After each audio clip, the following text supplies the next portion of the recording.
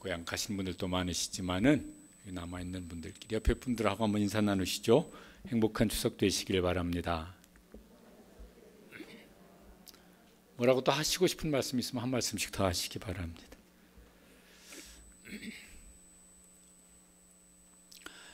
금년에는 이제 뭐 이렇게 거리두기 제한 이런 거 없이 이제 모일 수가 있는데 가족들끼리 모이면 모이는 게 참 좋다. 모이니까 정말 좋다. 이럴 수 있는 만나는 가족들마다 다 그렇게 될 수 있게 되시길 축복합니다. 어제 그젠가 뉴스 보니까 이런 내용이 있더라고요. 기차표 다 매진됐는데 기차에 빈자리가 굉장히 많대요. 수만 자리도 더 된다고. 뭔 소릴까 했는데 가고 싶어서 표는 끊었겠죠. 그런데 뭔 이유인지는 모르겠지만은 그 기차를 안 탄 거예요. 그래서 기차에 빈자리가 많았대요. 다는 모르겠지만은 갈까 말까 가야지. 표 끊어놓고 생각하니까 안 가고 싶어.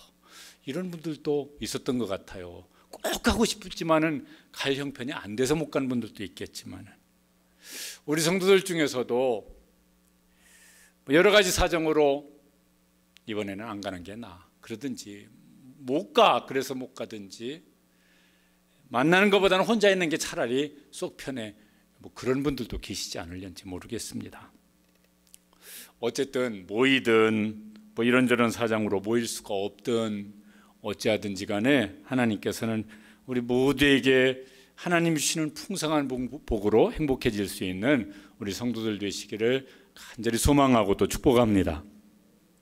또 이제 이러면 참 좋겠습니다. 만나든 못 만나든지 간에 서로에게 이렇게 우리가 축복의 통로가 되어져서 살면 참 좋겠다. 그래서 못 모여도요 이렇게 할 수 있는 게 있어요. 돈은 오갈 수 있잖아. 그러든지 선물은 아이고 택배 가요. 붙이면 다음 날 도착해요. 그렇게 하든지 전화 영상 통하든지 하여튼 뭔가 이렇게 서로 주고받는 그런 행복이 많아졌으면 참 좋겠습니다.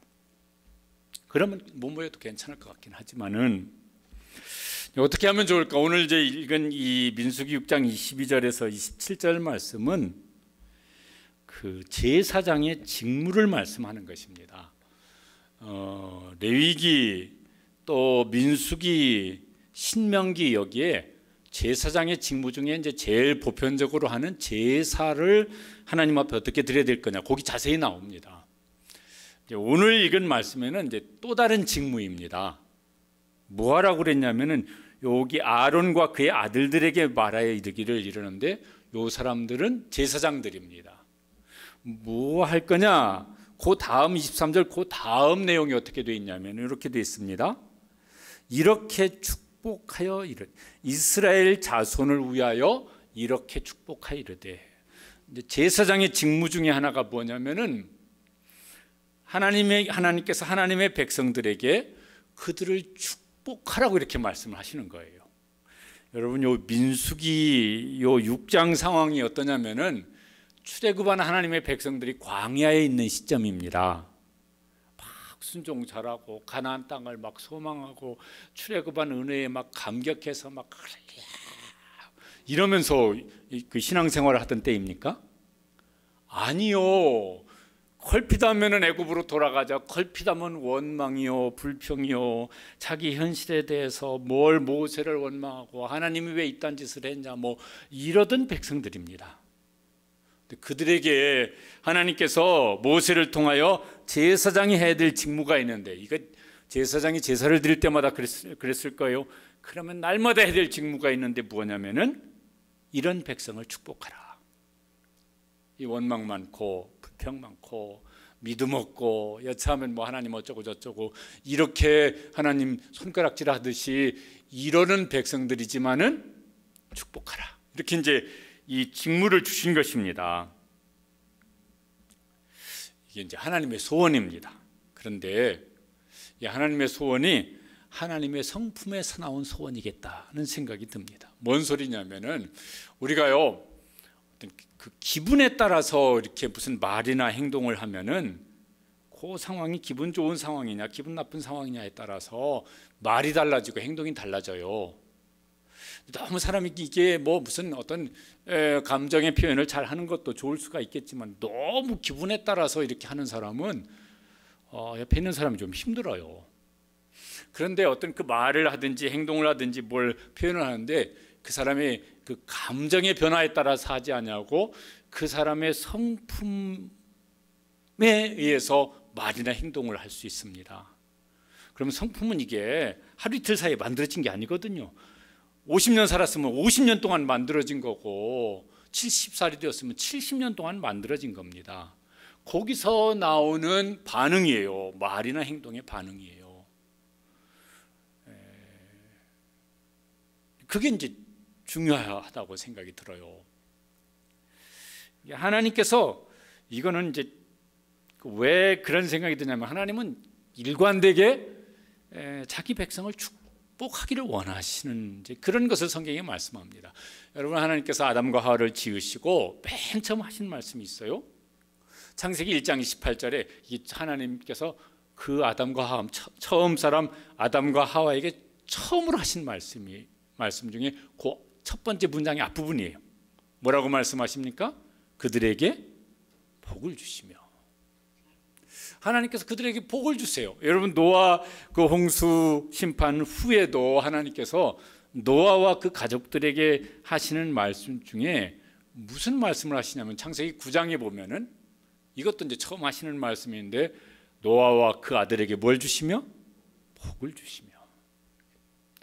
또 이제 그 노아 후손들도 이게 또 하나님 앞에서 무슨 맞게 하나님을 대적하고 뭐 이런 일들이 그 다음에 나옵니다.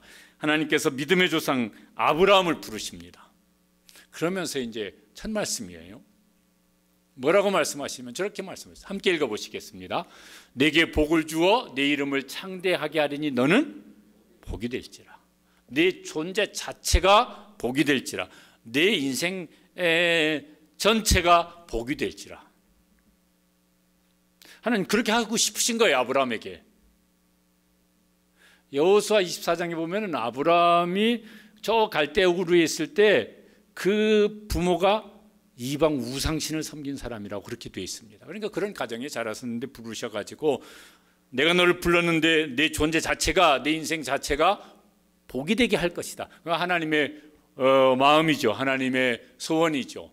근데 그 다음 절에 보면은 뭐라고 되어 있냐면은 저렇게 되어 있어요. 2절에는 그렇게 말씀하셨고 그 다음 절 3절에 보면은 저렇게 말씀하셨습니다. 땅의 모든 족속이 너로 말미암아 복을 얻을 것이라.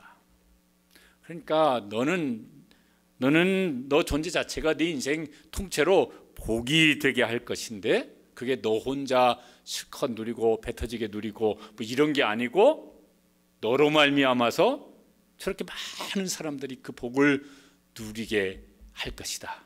그래서 우리가 이제 저 아브라함을 말할 때 무슨 복의 근원이 될지라 예전 개역 성경에는 그렇게 돼 있었고 축복의 통로를 하나님께 삼으신 사람이라. 근데 아브라함만 그러셨느냐면 저기 아담을 지으실 때도 그러셨고 노아에게도 그렇게 말씀하셨고 이거 성경에 보면 하나님께서 이런 마음을요 여러 가지 다양한 표현으로 수없이 말씀하고 계세요.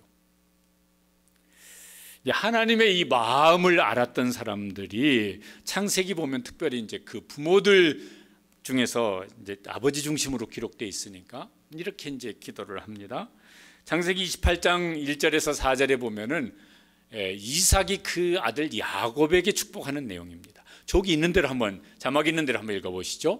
이삭이 야곱을 불러 그에게 축복하고 전능하신 하나님이 내게 복을 주시어 아브라함에게 허락하신 복을 내게 주시되 내가 너한테 이거 물려줄 테니까 너 뭐 힘들지 않게 하여튼 호요식하면 잘 살아봐 이런 게 아니고 우리 아버지의 하나님이 우리 아버지 아브라함에게 복을 주셨어. 그걸 내가 그 복을 그대로 너에게 축복을 할게 이런 거예요.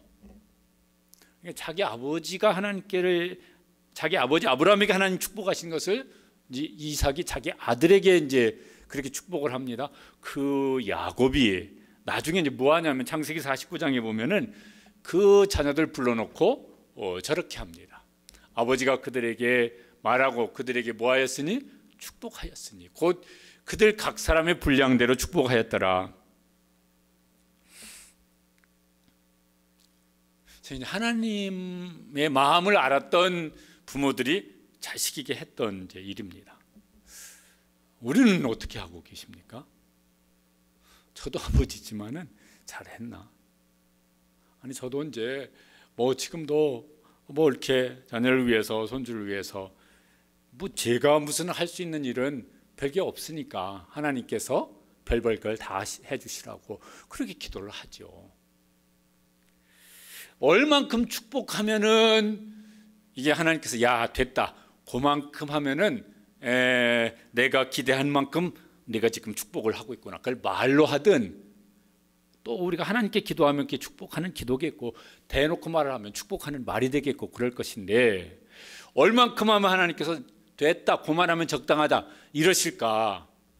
그 짐작할 수 있는 것 중에서요 신명기 28장에 거기 앞부분이 이제 하나님께서 어떻게 자기 백성을 축복하기를 원하시는지 그 내용이 이제 쭉 나옵니다. 그 중에 이제 일부분인데 저기 있는 대로 한번 읽어보시겠습니다.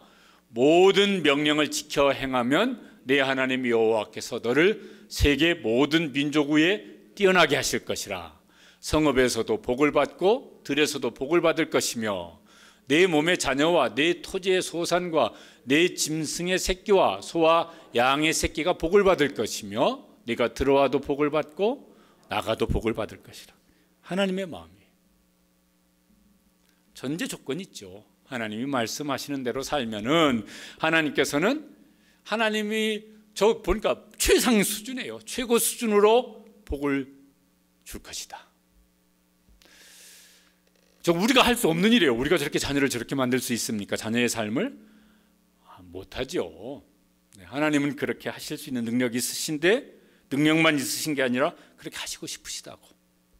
그러니까 그러려면 뭐냐면 내 자녀가 하나님의 말씀대로 살도록 그렇게 잘 이제 양육을 하라는 것이 그러면은 복은 내가 줄 것이다.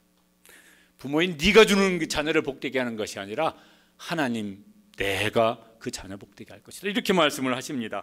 이게요 신약 성경에는 이렇게 한 문장으로 이렇게 딱 요약이 됐다고 생각이 들어요. 에베소 1장 3절 말씀 함께 읽어보시겠습니다. 하늘에 속한 모든 신령한 복을 우리에게 주시되 하늘에 속했다는 건 하나님께 속했다는 거예요. 하나님께 있는 모든 복을 우리에게 주신다고. 그러면 우리 인생이 어떻게 될까? 우리 자녀들의 인생이 어떻게 되어질까? 지금 현실이 어떻든지 간에 뭐가 고생스럽든 뭐 아니면은 평안하든 뭐가 막 잘 될 것 같은 기대감이 있든 아유 얘는 도대체 어떻게 인생 살아갈까 걱정을 하든 상관없이 하나님께서 저렇게 하실 마음이 있으신데 그 마음에 생각하시는 대로 저렇게 하신다면 무슨 일이 날까? 우린 죽을 거예요. 좋아서 죽고 막 기뻐서 죽고 우린 다 죽을 거예요. 그렇지 않겠습니까? 하나님 그렇게 하시겠다고. 그러니까 우리가 우리 자녀들이 막 무슨 뭐 이만큼 잘 됐으면 좋겠다. 그거보다 하나님은 훨씬 더 복을 주시기를 원하시는 것을 이제 성경에 말씀을 하고 있습니다. 왜 이제 우리가 그렇게 해야 되냐면은 우리가 무슨 아론의 무슨 후손이 아닌데 아니요. 우리 제사장이라고 베드로전서 2장 9절에 보면은 너희는 왕 같은 제사장들이라. 주님께서 특별한 무슨 혈통적으로 아론의 후손인 이건 아니지만은 우리는 그와 같은 직무를 감당해야 될 그런 신분의 사람으로 세워주셔서 너희는 제사장이라고 말씀을 하세요. 그러면 두 가지 직무를 해야 된다니까요. 하나는 제사의 직무는 그 제물을 드려서 그 백성의 죄사함을 받게 하는 것이니까 그거 우리가 무슨 제물은 아니고 우리는 제물 대신 예수님의 십자가의 복음을 자녀들에게 잘 전해서 그래서 예수님 믿고 죄사함 받아서 영원한 복을 누리게 하는 것이 그게 이제 제사장인 직무를 감당하는 일이요. 또 하나는 그게 연결된 것이지만은 하나님께서 우리를 복을 주시기를 원하시는 만큼 그 복을 받아 누릴 수 있도록 무슨 뭐 네가 뭐 공부 잘 시켜라, 네가 돈 많이 벌어서 물려줘라, 이게 아니고 뭐예요? 축복하라고. 너는 축복하라고. 가끔요 텔레비 뉴스에 이렇게 이 수갑 차고 끌려가는 분들 중에서 직무유기, 이렇게 어떤 그 사람이요 굉장히 중요한 어떤 직무를 맡은 뭐 공직자가 됐든 뭐가 됐어요. 그런데 그 직무를 유기하면은 이게 중대한 범죄가 되어져서 감옥으로 가요. 하나님께서 우리를 제사장 삼아 주셨는데 그 중에 중요한 직무가 하나가 뭡니까? 축복하라는 거예요. 저는 이제 목사니까 막 교회를 축복하는 기도를 심사해야 되겠고, 또 집에는 저도 이제 아버지니까 자녀들을 축복하는 일을 심사해야 되겠고, 아니 우리는 세상에 대해서 왕 같은 제사장이니까 세상을 축복하는 일을 위해서 뭐 세상이 왜 이런 이 모양이냐, 뭐 이놈의 세상이 왜 이러냐, 이런 건 이제 다른 사람들이 하라고 그러고, 우리는 뭐요? 세상을 축복하는 기도를 심사 이제 해야 될 일이겠고. 제가 이렇게 이제 이게 제 주관적인 생각이긴 하지만은 이제 교회에서든 뭐 아이들을 이렇게 보면은요, 어떤 애는 아주 이쁜 짓만 골라서 해요. 아이고 그놈은 말을 해도 어쩜 그렇게 이쁘게 하냐, 말을 해도 어떻게 이쁜 짓을 그렇게 하냐. 이런 애들은 보면은 부모로부터 사랑을 많이 받았어요. 이쁨을 많이 받았어요. 그러니까 그게 이렇게 익숙해서 그런지 이쁜 짓 뭐 골라서 하고, 또 말 안 듣고 꼭 매 맞을 짓만, 야단 맞을 짓만 골라서 하는 놈이 있어요. 그런 사람을 놈이라고 그러면 진짜 기분 나쁠지 몰라서 그런 분이 있어요. 그 왜 그럴까 그러면은 짐작한 데는, 막연한 짐작은 아니에요. 들어보고 뭐 책도 읽어보고 어디서 뭐도 들어보고 한 것을 종합해서 추측을 해보면은 부모한테 많이 야단 맞았어. 잘한 건 칭찬 못 받고 그냥 야단 맞고 막 무슨 뭐 밥 먹으면 그러고도 밥에 목구멍에 밥 넘어가냐 그러고, 안 먹으면 밥도 안 먹고 뭐 하냐 그러고, 하여튼 막 이래도요 야단 맞고 저래도 야단 맞고. 그러면요 그런 행동과 말을 더 하는 것 같아요. 그렇지 않습니까? 그러니 무슨 막 잔소리 뭐 이렇게 뭐 책망부심 이런 말을 해가지고는 별로 효과가 없는 것 같아. 우리 아들이 6살 때인가 7살 때인가 지 엄마가 뭐라고 하니까 엄마 잔소리 좀 그만하세요. 어이구 일찍이 엄마의 잔소리를 깨달아 알아가지고, 그래서 그게 효과가 있겠어요? 아니 부모는 잔소리 해본 적이 없어요. 다 옳은 소리, 잘 되라고 한 소리만 했지. 근데 듣는 사람 편에서 그렇게 느껴지면 그때부터는 효과가 별로 없다 소리지. 책망할 수 있죠, 뭐 혼낼 수 있죠. 그런데 그게 부모님이 나 잘 되라고 이렇게 책망하시는구나 이렇게 받아들이기 지혜롭게 하면은 효과가 있을 텐데, 부모는 뭐 자기는 뭐 그래, 아빠는 뭐 자기는 뭐 그렇게 하면서 맨날 나한테만 뭐라고 그래. 그러면 그렇게 받아들인다면 그 말은 더 이상 효과가 없는 말이 되어지지 않겠습니까? 근데 우리는 이제 그런 말들을 많이 하는 것 같아요. 하나님은 어떻게 하라고 그러십니까? 뭐 하라? 축복하라. 아니 훈계하라는 말씀도 있어요. 책망하라는 말씀도 있어요.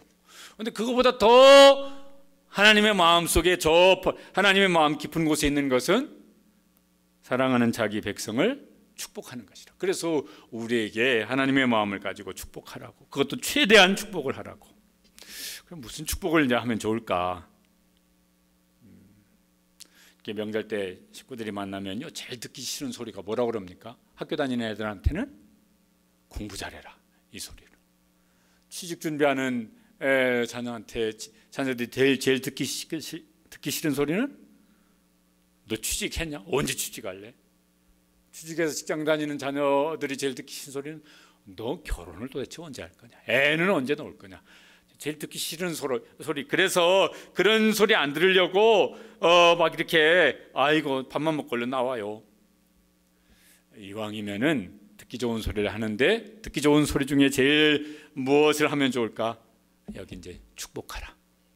하나님의 마음으로 하나님께서 이 우리 자녀 속에, 우리 가족 속에 하실 일들을 축복하라고. 그 중에 오늘 여기 이제 민수기 6장에는요 몇 가지 말씀이 나옵니다.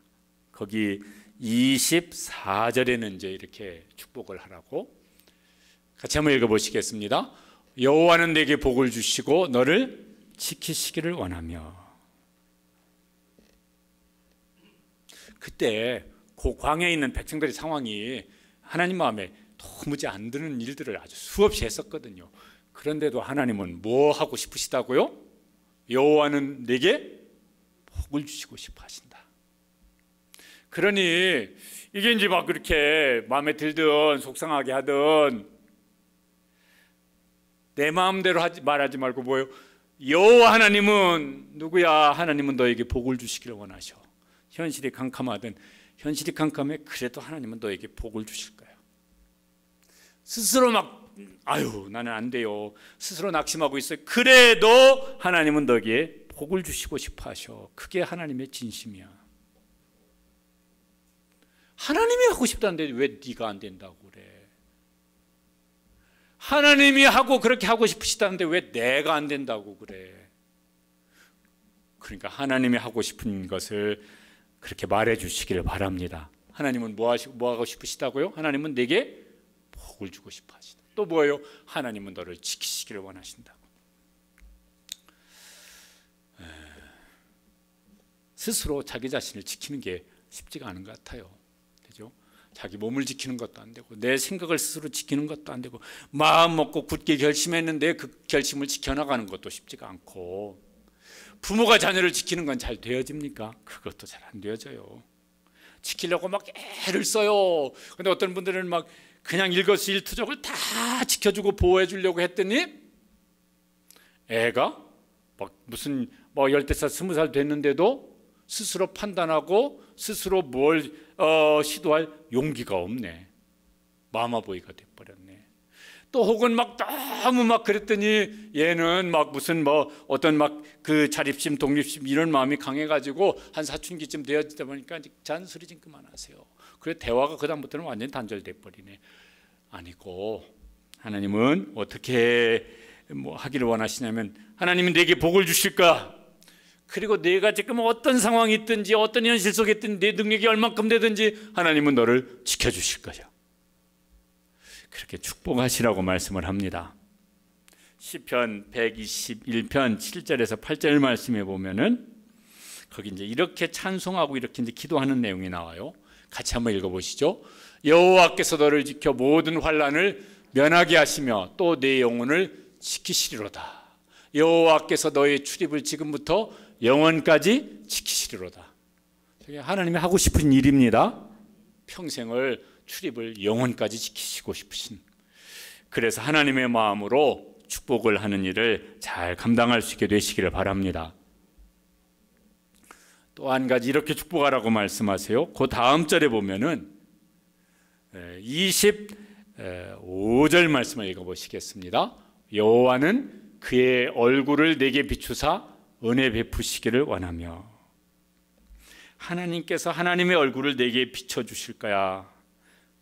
그렇게 축복을 하라고. 성경에요 이런 게 있어요. 하나님의 손을 구한다 이런 말이 있어요. 이게 뭐냐면은 어떤 일에 대해서 하나님의 도우심을 구하는 것입니다. 어디 몸이 아파요? 하나님 낫게 해주세요. 손을 구하는 것입니다. 지금 어떤 문제가 생겼습니다. 하나님 지혜 주시고 길을 열어주세요. 하나님의 손을 구하는 것입니다. 하나님의 얼굴을 구한다는 건요 하나님 존재 자체를 구하는 거예요. 하나님께 있는 모든 것을 구하는 거예요. 하나님 저를 쳐다봐 주신데 하나님의 모든 것으로 저의 모든 것을 바라봐 주세요. 이런 것입니다. 그래서 하나님의 얼굴을 구하라고. 구약 성경에 보면은 하나님의 얼굴을 본다는 것은 두려움이었어요. 죽는다는 이런 두려움을 가졌어요. 왜냐하면은 하나님은 거룩하신 하나님이신데 우리가 죄인이잖아요. 그 죄를 가지고 거룩하신 하나님의 얼굴을 본다 그러면 죽는다고 생각을 했었어요. 그런데 하나님의 마음은 그러신 게 아니고 하나님의 얼굴을 구하라고 말씀을 하시는 것이 여러 곳에 나옵니다. 그 중에 역대하 7장 12절에 보면은 이런 말씀이 있습니다. 같이 읽어보시죠. 내 이름으로 일컫는 내 백성이 그들의 악한 길에서 떠나 스스로 낮추고 기도하여 내 얼굴을 찾으면 내가 하늘에서 듣고 그들의 죄를 사하시고 그들의 땅을 고칠지라. 조건이 있어요. 그 죄에서 돌이켜서 그 죄를 회개하고 겸손한 마음으로 하나님이 저의 모든 것입니다. 하나님이 저의 전부이십니다. 그렇게 하나님 앞에 엎드려서 하나님을 구하면 하나님께서 야, 네가 내 얼굴을 구하는구나. 그 들으시고 그의 죄를 사하시고 그들의 땅을 고칠지라. 이건요, 그들의 모든 것을 하나님께서 회복시켜 주신다는 말씀이에요. 얼굴을 내게 비추사, 이게 이제 이렇게 다른 그 번역에는 하나님이 미소 짓는 얼굴로 너를 비추사, 이렇게 조금 이제 풀어서 번역을 했어요. 하나님의 밝은 얼굴로 내게 비추사, 이렇게 이제 조금 풀어서 이렇게 번역을 한 번역들도 있어요. 그래서 하나님이 그렇게 하고 싶으시죠. 하나님의 얼굴을 구하는 사람에게 하나님께서 미소 짓는 얼굴로, 환하신 얼굴로, 화나시냐 아니라 환한 얼굴로, 밝은 얼굴로. 그러죠. 이렇게 누가 이번 이제 명절 때 뭐 이렇게 자녀든 특별히 이제 나이 드신 분들 막 손주들이 오면요, 얼마나 좋아요. 그러니까 얼굴이 뭐냐 확 펴서 막 뭐 이러실 거예요. 하나님이 너에게 그렇게 밝은 얼굴로, 웃으시는 얼굴로 내게 비춰주시고 싶어 하셔. 그냥 하나님께서 그렇게 너에게 하실 거야. 그렇게 축복하라고. 다윗 시편 읽다 보면은 다윗이 하나님의 얼굴을 구하는 기도를 이제 합니다. 여러 가지 막 어떤 막 상황들을 겪는데 그때 하나님 요 상황에서 하나님 도와주세요, 뭐 이런 기도도 있지만은 그거보다는 하나님의 얼굴을 구해요. 시편 31편 16절에 보면은 이렇게 이제 기도합니다. 같이 한번 읽어보시죠. 주의 얼굴을 주의 종에게 비추시고 주의 사랑하심으로 나를 구원하소서. 주의 얼굴을 비춰주십시오. 다윗이 왜 저런 기도를 종종 했을까 싶으면은 다윗은 외면당하는 일을 많이 겪었습니다. 그 시편 27편에 보면은 그 왜 어떤 일로 그런 말을 했는지는 다 모르겠지만 내 부모는 나를 버렸으나, 이런 말을 합니다. 10남매의 막내거든요. 그러니까 다윗이 그 가난한 집의 10남매 막내, 혹시 요 가난한 집에, 그런 집은 이제 가난한 집이라고 하니까 가난한 집구석인데 그 집구석에 이렇게 막 10남매나 9남매나 막 이렇게 되어져서 그 중에 뭐 막 몇째쯤 되어진 분들은 다윗의 심정을 좀 알지는 모르겠어요. 저는 조금은 알 수 있을 것 같아요. 왜냐하면 저희는 9남매 중에 제가 6번째잖아요. 내 부모는 나를 버렸으나, 돈 좀 주세요. 돈 없다. 이것 좀 사주세요. 돈 없다. 뭐 좀 해주세요. 뭐 그거 안 된다. 그러니까요, 아예 요구를 이제 안 하게 되어져요. 다윗이 그런 게 얼마나 있었는지 모르겠지만은 내 부모는 나를 버렸으나, 그 부모에게 외면당한 상처가 있었던 것 같아요. 다윗이 골리앗을 죽인 다음에 사울 왕의 사위가 되잖아요. 그런데 그 장인에게 외면을 당하는데 어떻게 외면당하냐면 장인이 사위를 죽이겠다고 군대를 동원해서 한 10여 년 쫓아다닙니다. 그 외면당한 마음이 참 컸을 거예요. 그때 다윗이 골리앗과 그 싸워서 이긴다면요, 군대에 이렇게 지휘관이 되어져요.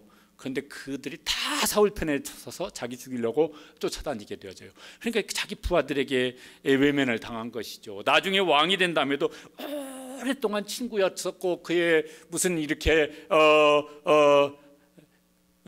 신하 겸 무슨 뭐 요새로 하면 비서관 겸 이렇게 했던 그 오랜 친구들에게 배신을 당합니다. 그리고 그 친구들이 반역자의 무리에 섭니다. 이런 일을 좀 많이 겪었어요. 사실 평생 겪었어요.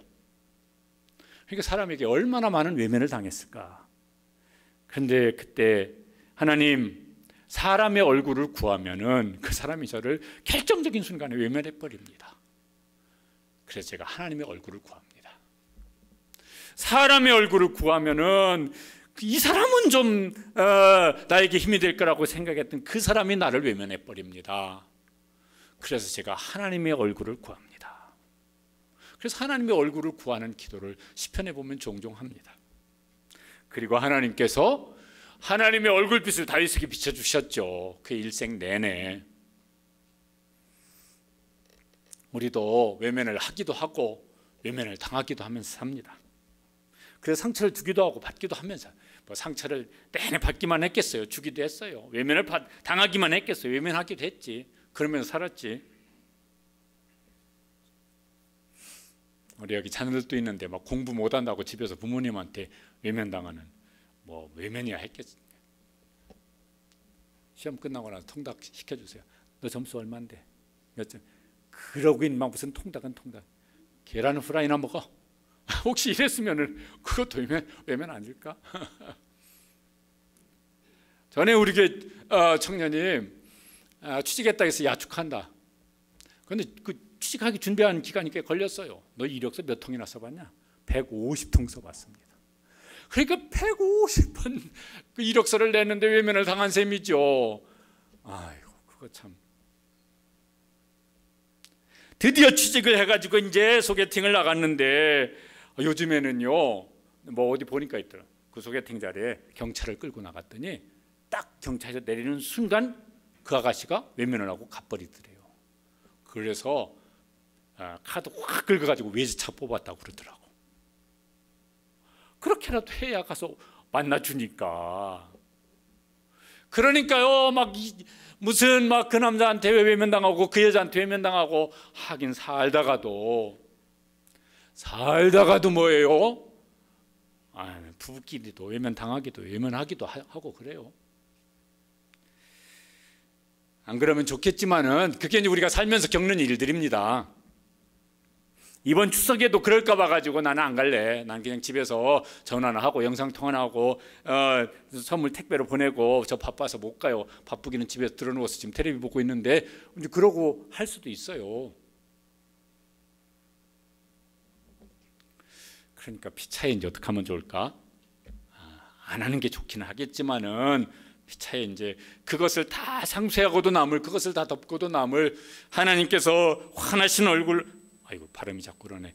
미소 짓는 얼굴로, 밝은 얼굴로 하나님께서 비춰주시고, 하나님께서 지금 그 기뻐하시는 얼굴로, 미소 짓는 얼굴로 나를 바라보시는구나, 이걸 느낄 수 있도록 하나님께서 그렇게 얼굴을 비춰주시고 또 은혜를 베풀어 주시고 호의를 베풀어 주시고 도와주시고 축복해 주시는 이런 은혜를 경험하고 또 그렇게 경험할 수 있도록 축복하는 그런 부모가 되시고 성도들 되시기를 바랍니다.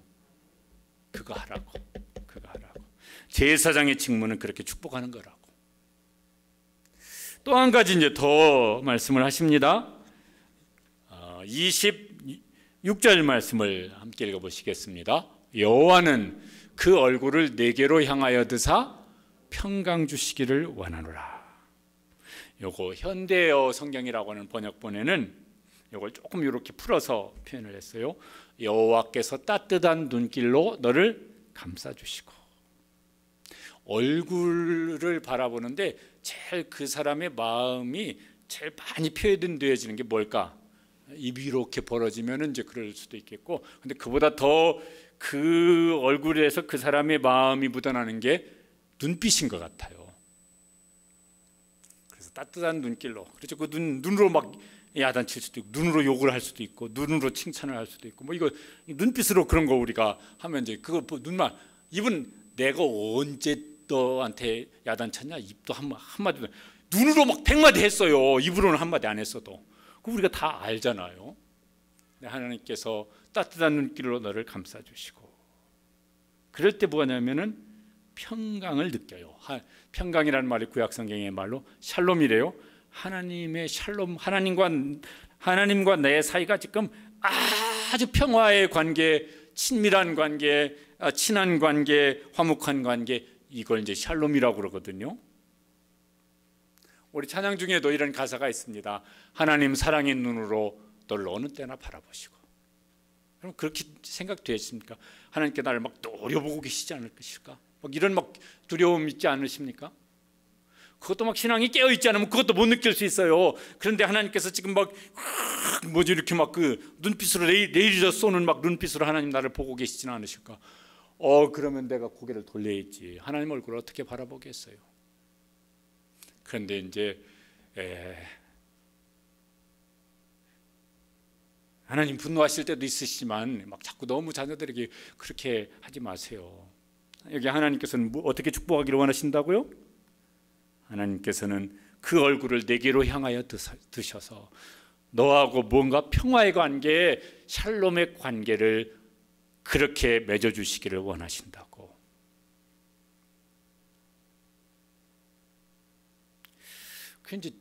그게 이제 우리 속에 많으면은 그게 이제 사람과의 관계 속에도 확장이 되어지는 것 같아요. 여러분, 부모와 자녀의 관계가 평강의 관계예요. 샬롬의 관계입니다. 그럼 무슨 일이 일어날까요? 그러면요, 아이고 막 자주 만나고 싶고, 더 오랫동안 이야기하고 싶고, 뭘 서로 사이에 주고받고 막 오고 가는 것도 많을 것이겠고, 뭐 이런 것이 그러면요, 야, 부모 자녀가 참 이렇게 행복한 관계가 될 것 같아요. 그런데 이게 깨어지면은 더 이상 이제 할 얘기도 없고, 더 이상 얼굴 보고 싶지도 않고, 막 이렇게 되어지면 이거 큰일이잖아요. 부부관계도 이 샬롬의 관계가 되어지면 그러면요 피차에 이렇게 오고 가는 게 얼마나 좋겠어요, 그죠? 말이라도 좋은 말이 오고 가고, 눈빛이라도 좋은 눈빛이 오고 가고, 뭐라도 밥상 위에 올라가는 것도 뭐가 달라지는 게 오고 가고, 뭐 이러면 얼마나 좋겠어요. 나이 먹어갈수록 그러면 막 더 좋으면 얼마나 좋겠어요. 우리 자녀들이 학교에 가서 선생님과 샬롬의 관계가 되어져서, 아이고, 그러면 또 이게 얼마나 학교 생활, 자기 친구들과 그런 관계가 이렇게 막 점점 더 잘 되고 있으면요, 그럼 얼마나 그것도 좋겠어요. 직장 생활하는데 이 일이 힘든 것보다 직장 상사 그 막 사장, 어이구 이 스트레스 받아서 내가 이놈과 때려치고 말 거야, 막 이러면은 이거 참 몸에 병 생길 텐데, 일은 고되지만은 그 관계가 샬롬의 관계다. 이거 쉽게 잘 될 것 같으면요, 이런 축복을 하라고도 안 하실 거예요. 저절로 잘 되면. 잘 안 되니까 뭐 하냐면은 그렇게 축복하라고 말씀을 하시는 것이죠. 그런데 이거를 잘 하되, 이 원천은 이제 어디서부터 시작될까 그러면은 하나님과 평강의 관계입니다. 그래서 마음이 복잡한데 하나님 앞에 나와서 기도하고, 혹은 혼자 혹은 뭐 예배 중에 찬송을 하고 그러면서 하나님의 마음이 느껴집니다. 그래, 내가 너를 사랑하지, 내가 너를 축복하지, 내가 너를 지키지, 내가 너를 긍휼히 여기지, 내가 너를 인도할 것이지, 이런 마음이 막 마음속에 이렇게 채워지면은 뭔가 사람에 대해서 부글부글 하던 마음도 그 예배 끝나고 가서 그렇게 하지 않겠어요. 그런데 그 하나님과의 관계 속에 이 샬롬의 관계가 이게 이제 빈약하면은 사람 앞에도 승질 나는 대로, 기분 내키는 대로 말하고 행동하고 이렇게 되어지면 사람과의 관계도 이제 힘든 관계가 되어지니까. 그래서 축복하라고 말씀합니다. 어떻게 해요? 여호와는 그 얼굴을 내게로 향하여 드사 평강 주시기를 원하노라. 우리가 이제 이렇게 축복하면은 이제 어떤 변화가 일어날까 보니까, 여러분도 이렇게 기도하시고 또 그렇게 말을 하시면 다 느낄 수 있는 일이겠지만은요, 여러분, 내가 내 입으로 말을 하면 누가 제일 먼저 듣겠습니까? 요 입과 제일 가까운 곳에 있는 귀가 들어요. 그럼 그 귀가 누구 귀예요? 내 귀지. 내가 말하면요, 내 귀가 제일 먼저 들어요. 이거 거리가 5cm밖에 안 되어져. 그러니까 그 말을 하든 기도를 하든 내가 말하면 내 귀가 제일 먼저 듣고 내 마음이 제일 먼저 느껴요. 그러니까 축복하는 말을 하고 축복하는 기도를 하면 내 마음이 제일 먼저 좋아져요. 듣는 그 사람이 이제 그 다음에 좋아지고, 또 관계가 그러면 이제 뭐 이렇게 더 좋은 관계가 되겠죠. 하나님도 들으시죠. 그럼 하나님께서 들으시면서 하나님 마음은 어떠실까? 그러면은 하나님도 흐뭇하실까 하시지 않겠습니까? 야, 너 내가 축복하라고 그랬는데 너 그렇게 축복하는 말을 하고 축복하는 기도를 하는구나. 하나님 들으시면서 기분이 좋으시겠죠. 하나님 기분만 좋으시냐면 그게 아니고, 이제 하나님이 진짜 하고 싶은 일을 하시겠다고 말씀하세요. 27절입니다. 27절 말씀 읽어보시겠습니다.